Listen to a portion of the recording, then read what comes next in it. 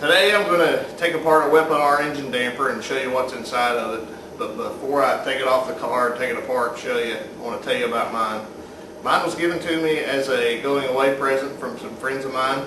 You guys know who you are, move fast. It's probably not a product that I would have bought by myself. It sticks out in the engine bay, it's kind of flashy, and I didn't know if it would do anything really, but I put it on the car since the guys bought it for me, and was delightfully surprised at how much better the car shifted, and you could just feel that the engine wasn't moving around as much. But after putting 60,000 miles on the car, it's got close to 110 on it now. Either I got used to the shifting or the weapon R engine damper started to go away and not be as effective.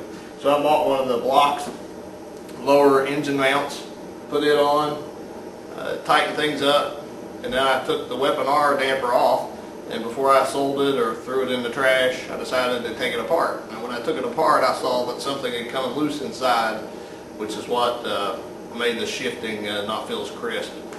So I put everything back together the way it was, put it back on the car, and the blocks engine mount as well as the weapon R damper in conjunction are a fabulous setup. I mean, the car just shifts like it really should from the factory. So let me show you the mount installed on the car, and then I'll take it off and take it apart and show you what's all made of. Okay, so here's the damper installed on the car, and I've got the flashy weapon R logo turned to the bottom here. Try not to be a ricer, too much for a ricer. One thing I don't like about it is it makes these bolts on the top of the strut tower a little high, because it's got a mounting plate that goes underneath here, and the space that it puts in there makes your nuts ride a little high on these bolts. But it works. Haven't had any problems with it since I've had it installed.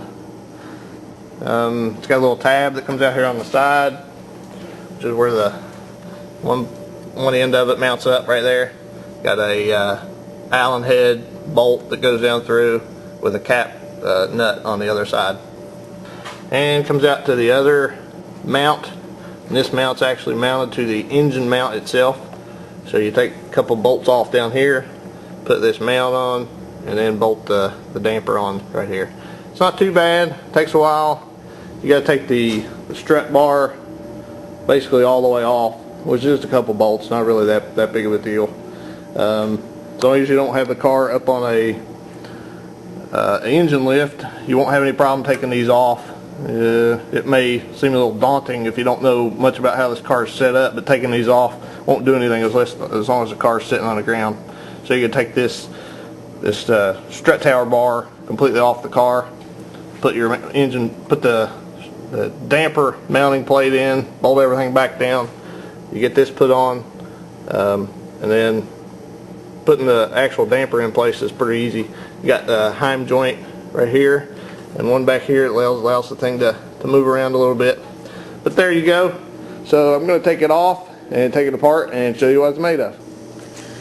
Okay, we got it off the car, and the only thing is taking this piece apart is to take this thing off on the end right here. Use crescent wrench. I don't have a open end wrench big enough. It's about a 24 millimeter. It's fairly simple inside.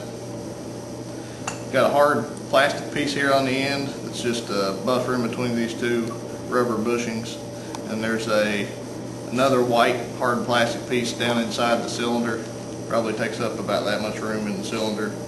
All it's there to do is just to give this something to bump up against.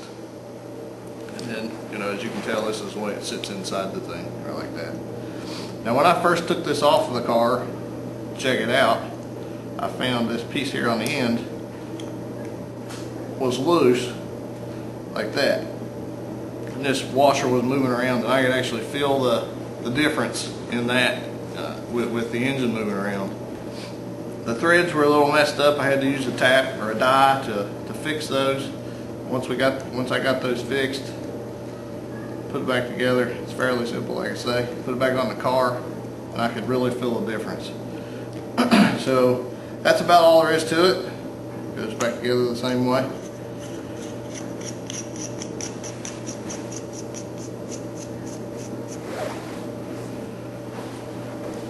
So there you have it, weapon R engine damper.